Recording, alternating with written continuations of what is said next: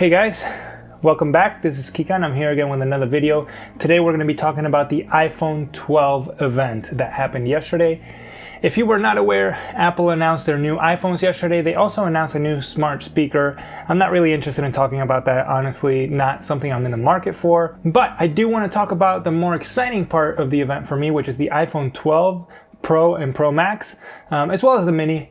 But as you all know from my previous videos, I am looking to get rid of my Google Pixel 4 XL and actually, for the first time ever, buy an iPhone. So it's gonna be an interesting transition for me. But I just want to start talking about the iPhone because I think that there were some really good updates. I don't think it's going to be a great update if you're coming from an iPhone 11 or 11 Pro, but I think me coming from Android, starting with iOS 14 that they already came out and how Android-like it is, I think it's really inviting for me to go ahead and try the iPhone. So the first thing that they announced that they updated, which I think is really exciting because I'm coming from an Android phone and pretty much all Android phones use OLED screens, is that the iPhone 12 is going to have an OLED screen. No more 720p LCDs. No, you're getting an OLED screen. It's high resolution. You are getting, they said somewhere in the 400s PPI, honestly. I don't really care too much about looking into that 100%, but it is going to be a lot better when you're looking at text, when you're watching videos. The contrast on it is way higher because each pixel lights itself. So that is coming to the iPhone is the what they call Super Retina XDR display. Honestly, it's basically an OLED display. I believe it is supplied through Samsung. Unless I am wrong, you can correct me in the comments below. Speaking of what's below, you got a like button, subscribe, and a bell button. Just be sure to do that if you enjoy my videos, if you want to see more. But let's just go ahead and keep moving.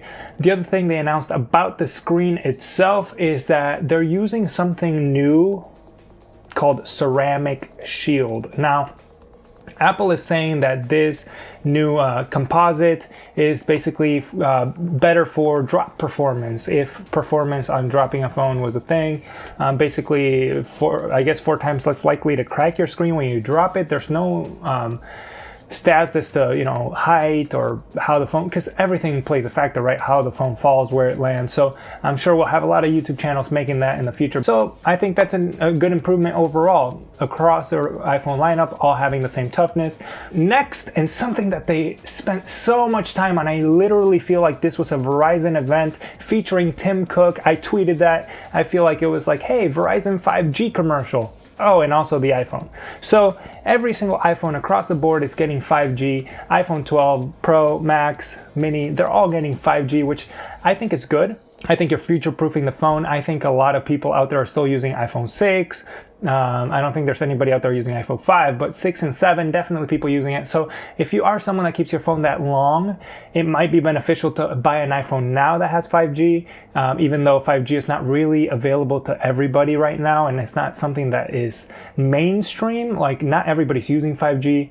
I think it's something that if you buy it now, you'll be glad you at least have it. But I honestly feel like the better option was actually to go ahead and go with a high refresh rate. It didn't have to be 120 hertz. It could have been 90. I'm in a Pixel 4, and 90 hertz versus 60 hertz is already noticeable. iPhone does have smoother and more buttery animations, so it does help limit that effect that you have. But when I use my wife's phone versus mine, it almost makes you a little bit dizzy once you're used to the higher refresh rate. And I think that's something that affects users now. I think it's something that users would notice right away versus 5G that you buy a phone now and maybe 4 years down the road you might actually be using it all the time and actually have good coverage. As far as Wi-Fi, they're equipped with Wi-Fi 6, which is good. That's, again, future-proofing. They are water and splash resistant. So this is something that for this example, if you're getting the mini iPhone SE, was IP67.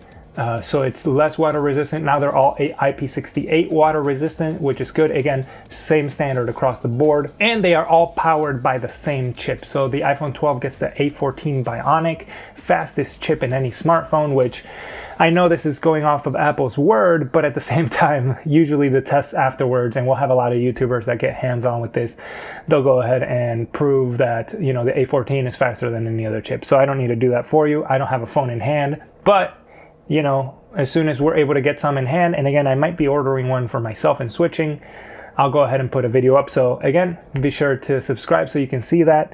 Now, cameras. I think this is a department that they improved a lot. And when they talked about the speed marketing, right? The event was called Just Speed.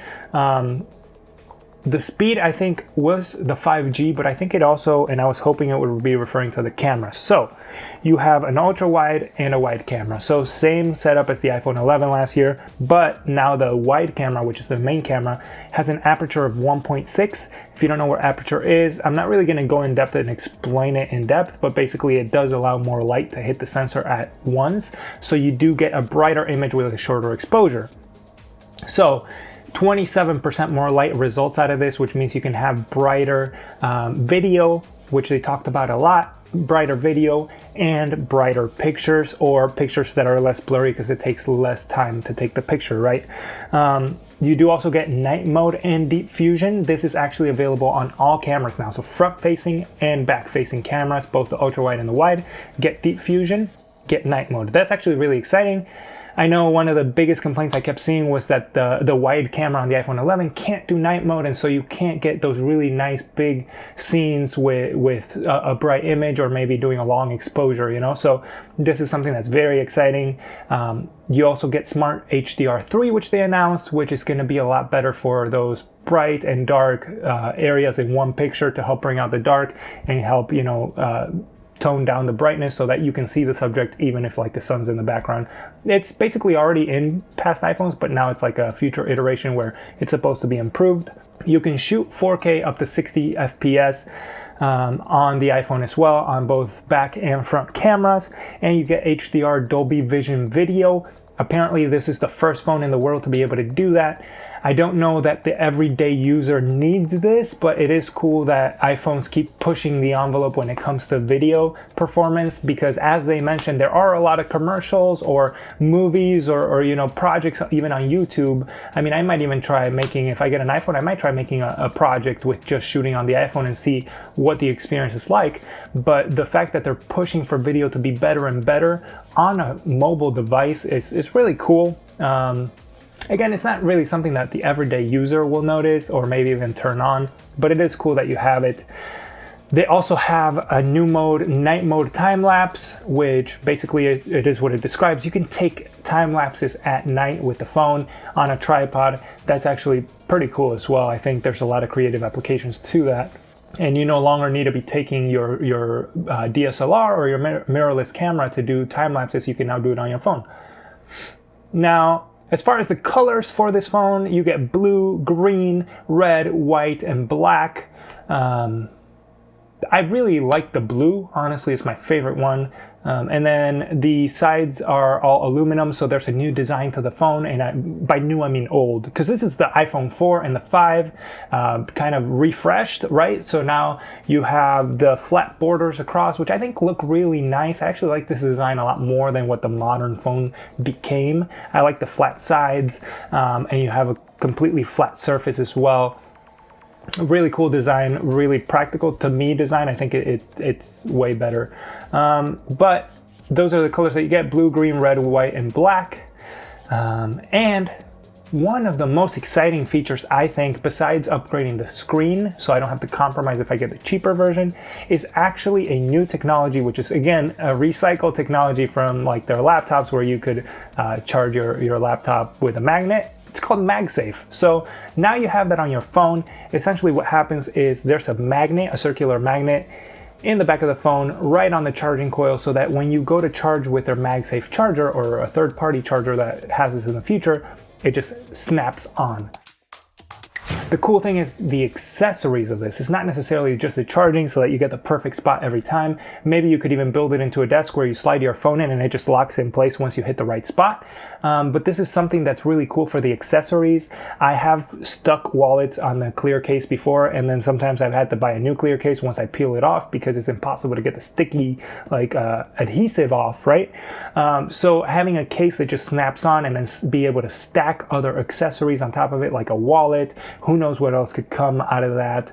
I think that's really cool, and I think Apple is really paving the way for a truly portless phone where they'll get rid of the charging port as well in the future. I mean, if it's as simple as just snapping it on the back of the phone, you can still use your phone with the cable. I mean, it's essentially like being tethered at this point, but at least it's charging wirelessly, so there's one less port to be ruined or to need replacement, wear out over time. So pretty cool. Honestly, I was pretty excited about that.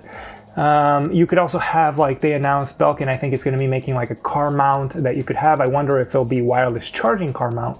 They also made a really big deal about reducing the carbon footprint that Apple has. So they will no longer be doing charger bricks in the box. Basically, they say everybody has a charging brick at this point, although they did shift to a USB-C to Lightning port, which I believe is also the case for last year. The box, in result of that, is also thinner, which I think it's cool. I think there's way too much garbage in the box, too much wasted, paper in the box. I think it's good that Apple is doing this, caring for the environment. Now, some of the differences between the iPhone 12, because everything I just said about the iPhone 12 applies to the mini. I don't feel like I need to cover that. I personally like bigger screens, so I'm having a tough time deciding between the iPhone 12 or any of the Pro models, like the Max. I really want the Max, but I don't know if I'm going to pull the trigger on that one. So, differences between the Pro model and the regular, not that many. It's basically the same phone. I mean, even the size is exactly the same. I'm sure you could probably use the same case on them. For the first time ever, actually have the same case on two different model phones because they're the exact same phone.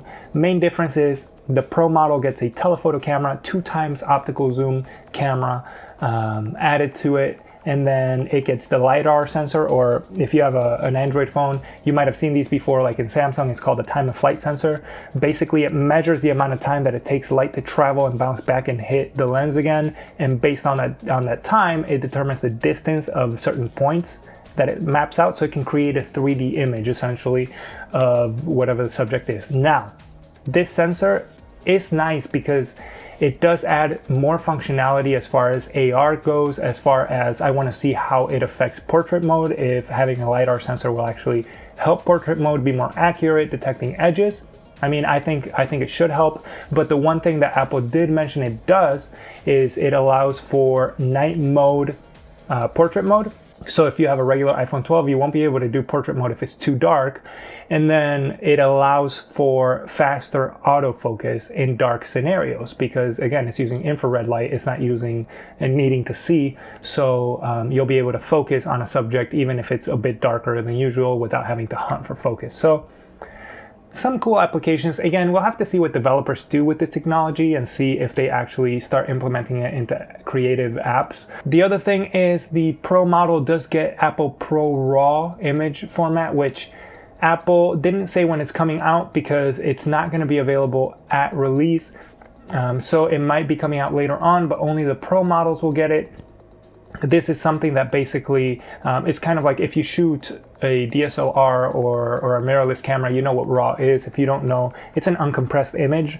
Now, Apple didn't say it's uncompressed. They just said that it's a new image format that keeps a lot more detail, a lot more information to the photo so that you can edit it better and alter it afterwards, whether it's color temperature, whether it's, contrast, bringing up the shadows or the highlights, bringing them down, whatever it is. Apple says basically that this is the equivalent, like the phone's raw image. You also have a difference so I mentioned that Dolby Vision video is available across all the phones.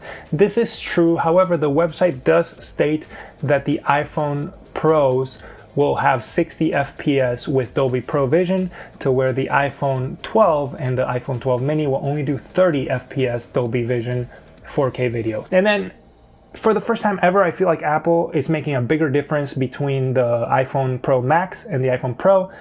Usually it was just screen size, so the Pro has a 6.1 inch display, same as the regular 12. The Max has a 6.7 inch display, which is really tempting because it went up from a 6.5.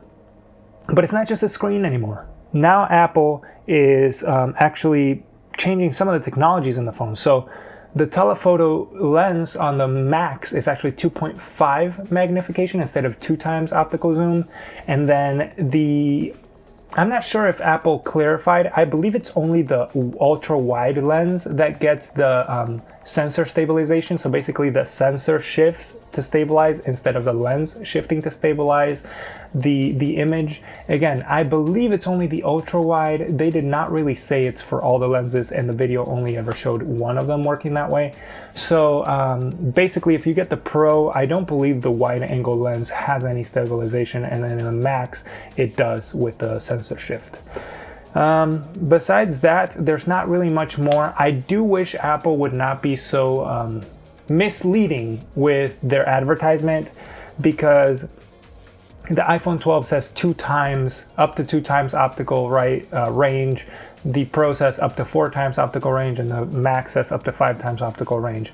Now, when they were presenting this in the event, and it took me a little bit of thinking about it to realize that's not what they meant. I thought they actually meant kind of like some Android phones that have like up to 5 times X, but it's like a periscope camera or zoom. It's not. Basically, they're just telling you between all 3 lenses, that's the range you have. And I guess it's a little bit disappointing, because when they said 5 times optical zoom, I thought they meant that the telephoto lens could do up to 5 times zoom. But when you read into the details on the website, you can actually tell that that's not the case. Again, just a little bit, not deceptive, but I think for the average person reading that, it could be deceptive, right? They could say, wow, up to 5 times zoom. No, that means from ultra wide to telephoto, you have a 5-time optical zoom. Besides that, there's not really any differences. The Pro models do come in different colors, so you do get a gold variant. You get a gold variant, white, black, and then the blue is a little bit different than the 12 blue. So the 12 blue is almost like a royal blue, and then the Pro is a little bit darker. iPhone 12 and 12 Pro are available October 23rd, with pre-order starting this Friday. And then iPhone 12 Pro Max and the Mini are available November 13, with pre-order starting November 6. The iPhone 12 is $799, iPhone 12 Pro is $999, iPhone 12 Pro Max is $1099. Now, it's worth noting that the 12 starts at 64 gigabytes, so if you want the 12 with 128, you're going to pay about $80 more.